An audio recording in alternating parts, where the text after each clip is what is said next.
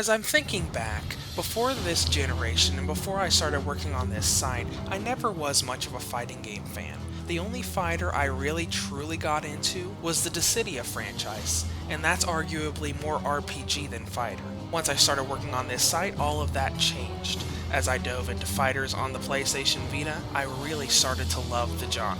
I'm not very good at any fighting games, but I really love going through games like Ultimate Marvel vs. Capcom 3, Dead or Alive 5, Injustice Gods Among Us, and the list goes on. With my newest retro review, and the first retro review I am doing as a video review, here is a throwback on the Soul Calibur franchise's first entry in the handheld world.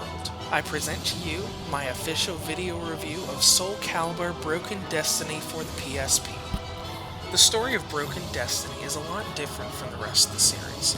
Although the game itself is essentially a graphically toned down version of Soul Calibur 4, the story is non-canon and a lot of personalities have been changed to make the story a little bit more lighthearted and a little bit more funny as you play through it. Despite this, the story is very light, and as you go through the game it feels almost generic. As you go through the scenes there are bits of humor thrown into the mix, but all in all the story is nothing you're going to get really interested in.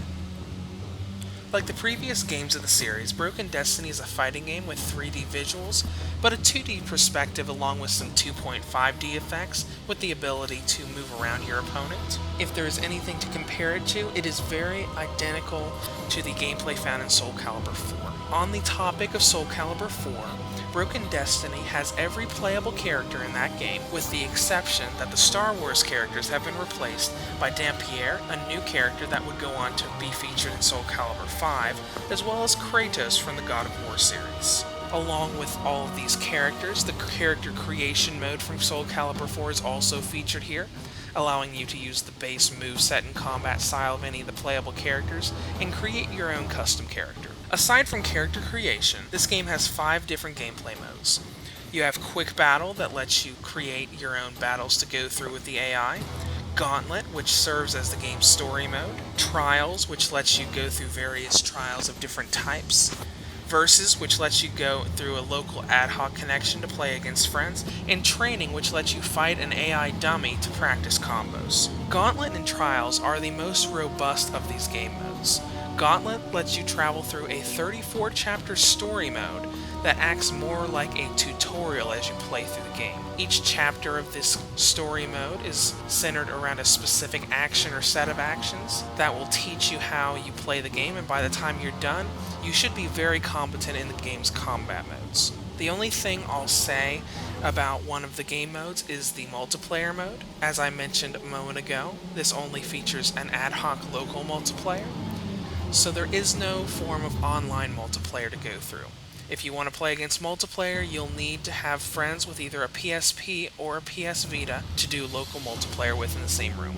Combat in Broken Destiny plays similar to the other Soul Calibur games, as well as similar to games like Dead or Alive or Dragon Ball Z Budokai. You're in a 2D oriented arena, and you'll be able to attack your opponent, and the match will go on until someone runs out of HP. You have 3 different types of attacks, from punches, kicks, or stronger attacks, as well as the ability to guard, counterattack guard, or sidestep around to dodge attacks completely.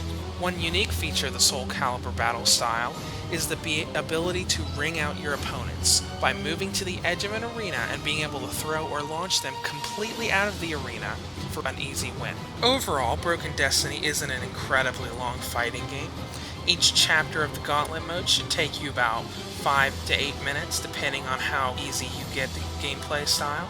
This makes the entire trek through story mode maybe 3 hours. If you take longer and include trials, you could probably spend about 5 hours on the game.